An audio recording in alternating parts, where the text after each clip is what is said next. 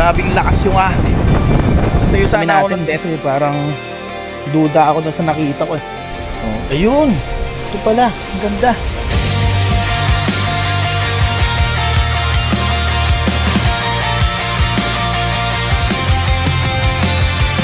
Di na makausad, di malinawan. Yun, camping adventure na naman tayo. And till now, hindi pa namin naisip kung saan tayo pupunta. Ang alam lang namin mataas ang gas. So kung saan tayo abutin, abangan na lang ninyo. Okay, let's go! Sa video na ito dapat makasama natin ang ilang members ng The Raw Boys. Subalit nagkaroon din sila ng mga lakad at trabaho na dapat gawin ngayong araw na ito. Kaya tayo na lang yung dumiretso sa mga plano nating puntahan. Ang isa sa mga plano ko puntahan ang lahat ng madadaanan nating falls dito sa Marilaki Highway. At ang isa ko pang plano mag-camp lang alongside naman sa dagat ng Real Quezon na malapit din sa mga falls na makikita dito. Tayo sa unang falls after nitong Victory Peak na campsite. And mapapansin nyo dito, may tulay ito na una Hindi ko lang alam bakit pinatungan pa ng isang tulay. So anong sa-isa yung di ba? Tapos makikita mo naman may problema yung unang gawa na tulay na to, kaya ganito nangyari dito. Ayan So ito yung titingnan natin dito, itong falls na to. Then next naman yung kasunod na falls, then sunod-sunod yan. So ito, ganda Ayan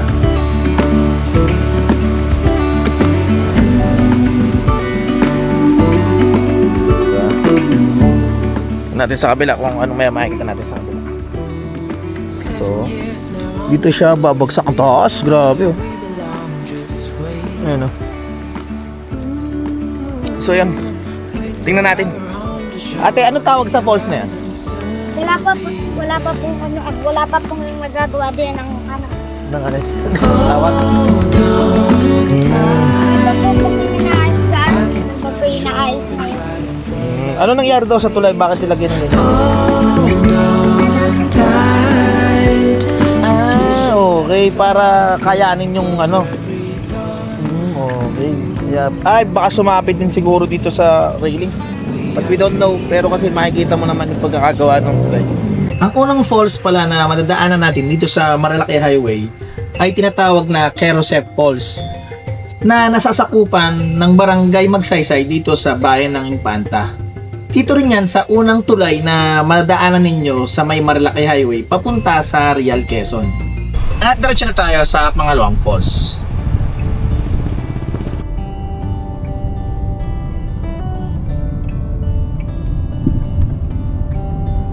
Pagdating ko sa pangalawang falls naalala ko naman nung huli kaming beses na pumunta dito. At isa ito sa mga lugar na nalulungkot ako pag nakikita at dadaanan ko. At yan, nandito naman tayo sa Kakawayan Falls na nai-feature ko na to nung nakaraan. Nalimutan ko lang kung anong video yun, pero pakita ko na sa inyo at nai-post din natin sa Facebook, ang alam ko. So before kasi napunta ako dito ay wala pang kahit ano, as in bare siya na. Base sa research ko, ang Kakawayan Falls ay pribadong pagmamay-ari na taliwas sa ating batas. Nakasaad sa batas na tinatawag na Water Code of the Philippines, Presidential Decree number 1067, na hindi dapat gamitin ang ilog, lawa, groundwater at iba pa dahil ito ay pagmamay-ari ng estado. Ang isa pa, pwede naman itong magamit kung ito ay gagamitin sa irigasyon, sa paggamit para makaproduce ng kuryente at sa fisheries o pangisdaan. Pero sa pagkakataong ito, nakikita ko naman na maaring binigyan to ng permiso ng lokal na pamahalaan dahil na rin ito ay isang malaking tulong at magpapaunlad ng tourism ng bayan ng Infanta. Sa paggamit ng yamang tubig na to, malalaman natin to sa pagtagal-tagal na panahon kung maganda ba ang magiging epekto nito o masama. So ngayon, ganito na itsura niya. So yan. Pakita ko na lang sa inyo, pero yung drone shot kasi nito, yun. Lakas-lakas ang tubig ngayon diyan sa Kakawayan Falls. Alas na malaki na yung nagbago dito sa lugar na to. Ayan.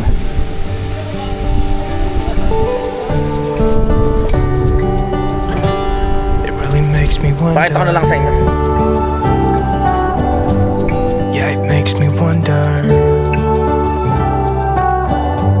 It really makes me wonder. Oh, I wonder.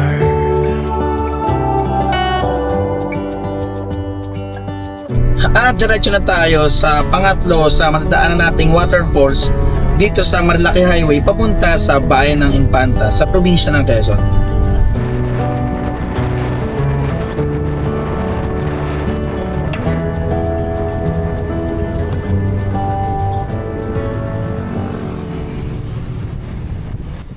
Uy, may ano pala dito, parang sinaraduhan nila para at least maging pool, sumasang tubig.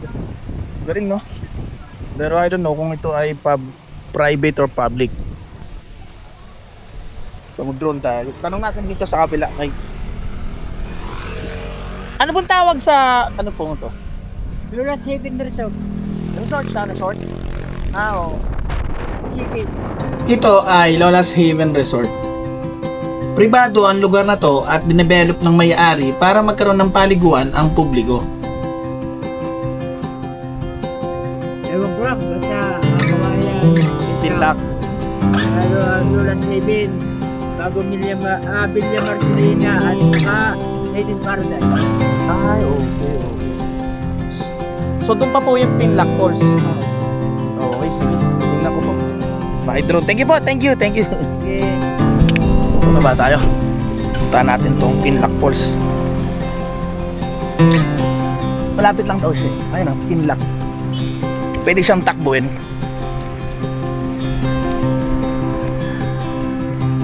Kasi nakatokay na sa drone. Lapit lang talaga niya. So parang tataas ka lang dito. Tapos yun lang. Saka parang maliit lang yung falls. Tingnan natin. Ito na siya siguro.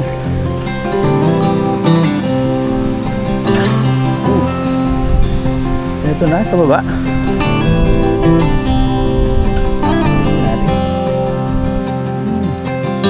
Siya dalawa. Meron dito. Ah, dito na yung Pinlock Falls. Wala siya ulit. Ayan o.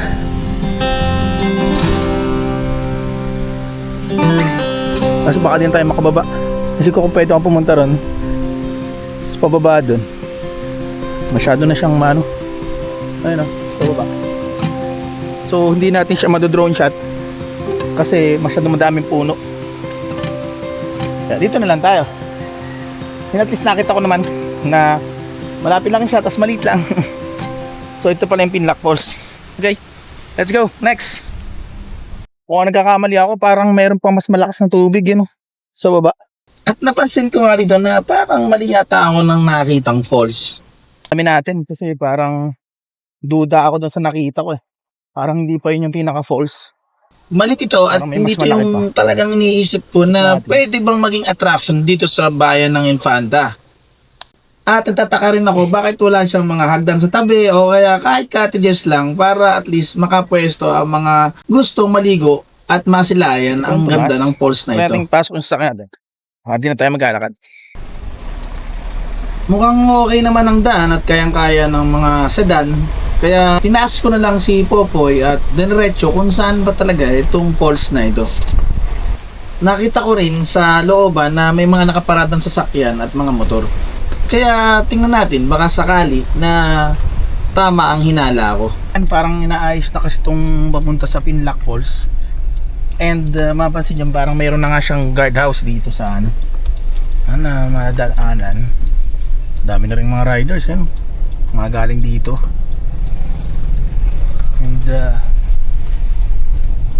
hindi ko rin alam kasi kung saan ba yung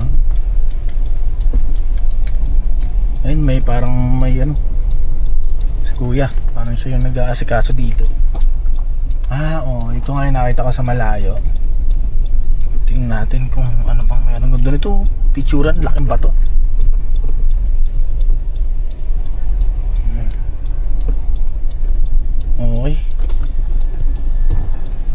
Parada muna tayo, then let's go. Yan kuya. Saan ba yung Pinlock Falls? Ayan po si sir sa kabila lang. Sa kabila lang? Kabila lang po ng building na yan sir. May tindahan na yun. Saan ang daan yan? Ito. Ah, okay.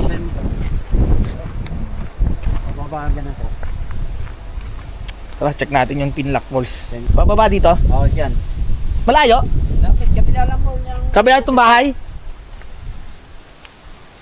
Tara, check natin. Mali tayo kasi may nakita akong rumaragas sa kanilang tubig. Tingin ko yun na yun. Hi po. Ay, sige. Oh, ayun. Ah, okay. Ito pala, ang ganda.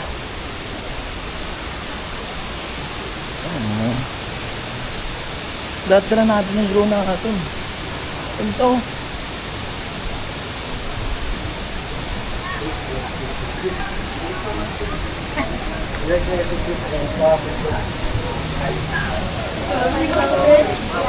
Hi po. Ayos na. Ayos. Ito.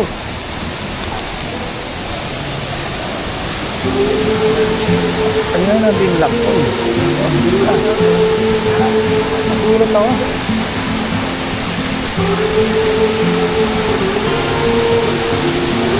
Pwedeng drone. Ito ang Pinlock Falls na nasa bahagi din naman ng Barangay Magsaysay dito sa bayan ng Infanta. Maganda ang lugar, napapalibutan siya ng mga cottages kung gusto nyong pumunta, and mura lang naman dito. Ang nasabi sa akin 30 pesos lang naman per head. May tindahan naman sa loob kaya goods kung may mga kailangan pa kayong bilhin. Malinis ang tubig at siguradong malamig at mag-enjoy syempre ang mga bata pati na matatanda.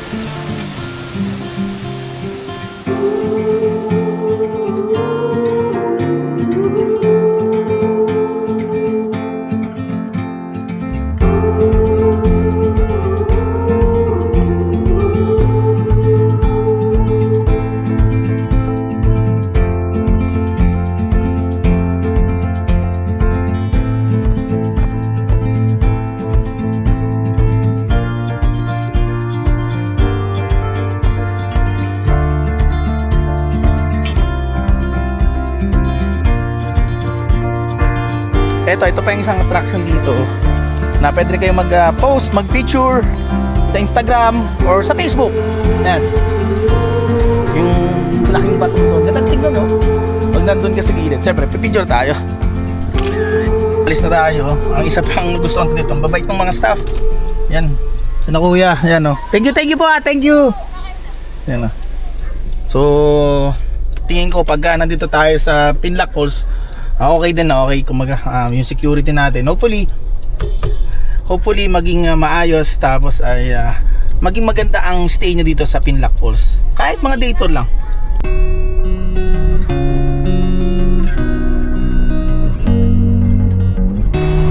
At yan, diretso na tayo sa Real Quezon para maghanap kung saan tayo magkakam. Siyempre, matandaanan natin dito ang Agos River,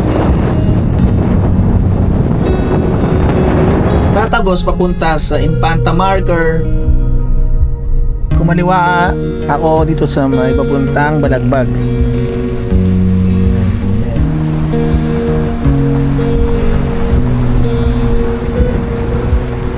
At nadaanan ang ilog ng Scoiler Riverside Resort.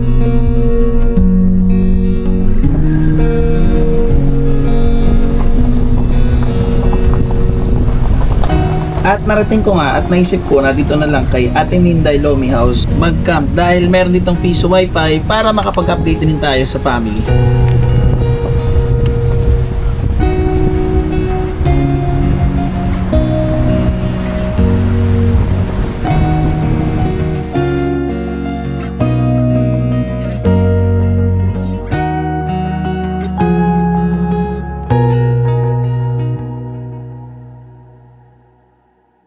Ito na tayo sa ito kay Ate Minday, Aling Minday.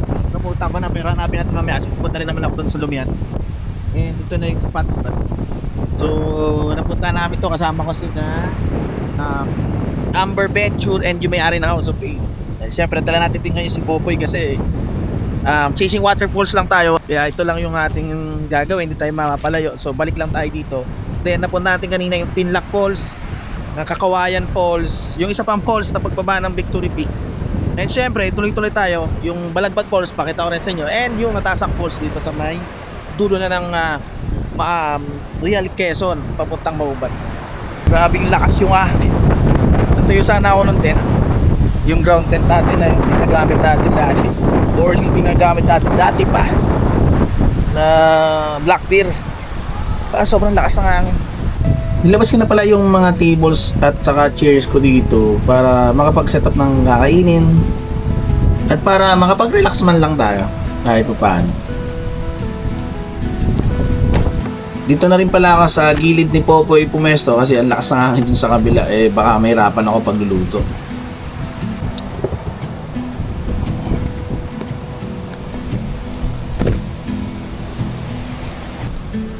Ito lang yung labas natin yung ating portable na butane. Kasi lakas ng hangin Parang di ko na set up yung IGT ko para makapagluto lang tayo dito. Dahil nga hindi siya armando yung dala natin, kumuha ko ng tubig gamit yung dala-dala ko na water container at bumili na lang ako ng tubig na inumin sa Alphamart.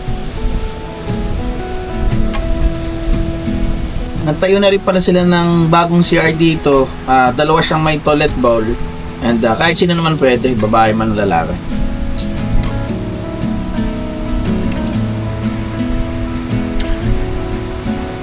Open ko yung Black Deer ko na tent. Pasong naisip ko, sobrang lakas ng hangin. Pero masarap pa rin matulog dito sa loob ng tent kasi.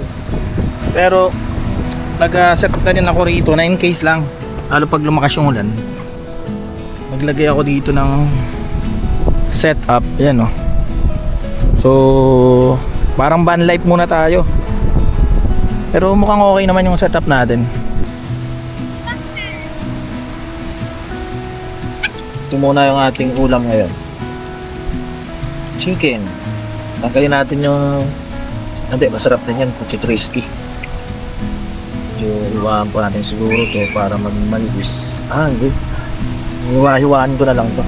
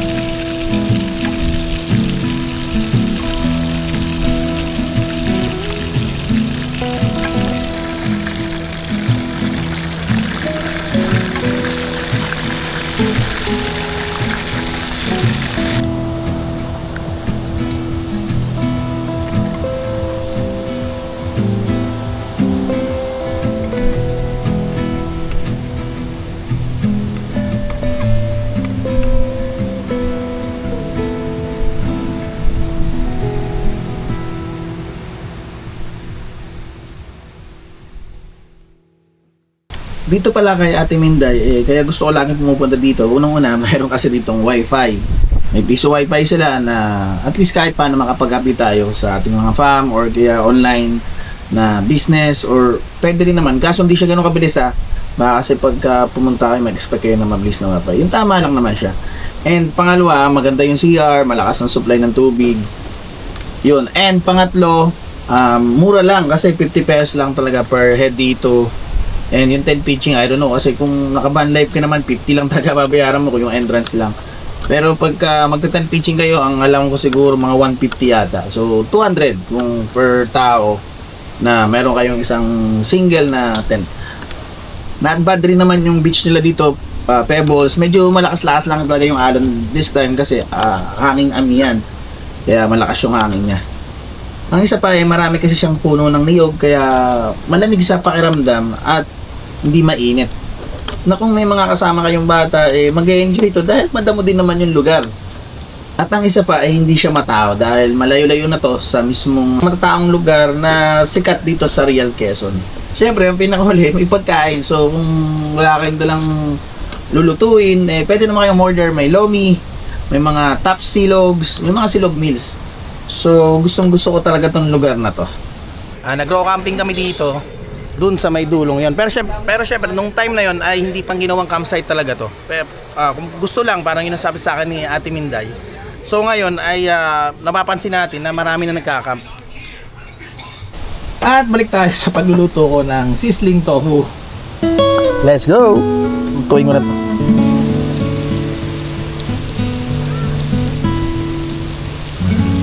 Okay.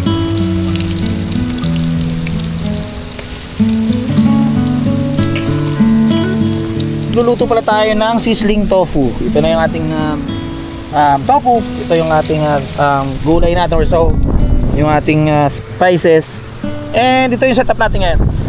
So ito yung sasakyan natin. CRV lang yung gamit natin. So naglabas lang ako ng konting ilaw. Ayun, kaya di nyo rin ako makita. Ayan, kaya di nyo rin ako makita. So ano lang tayo, night pack lang tayo kasi talagang target lang natin na yung chasing waterfall. Ito na, pumunta.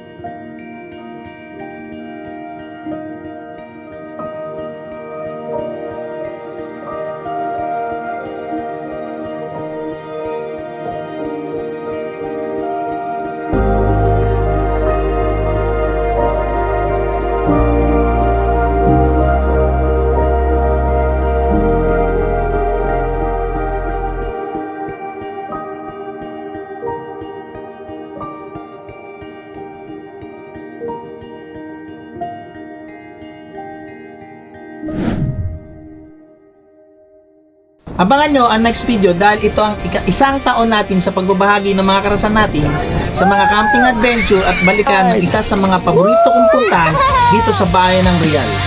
Samahan nyo kami muli sa bagong kabanata. See ya!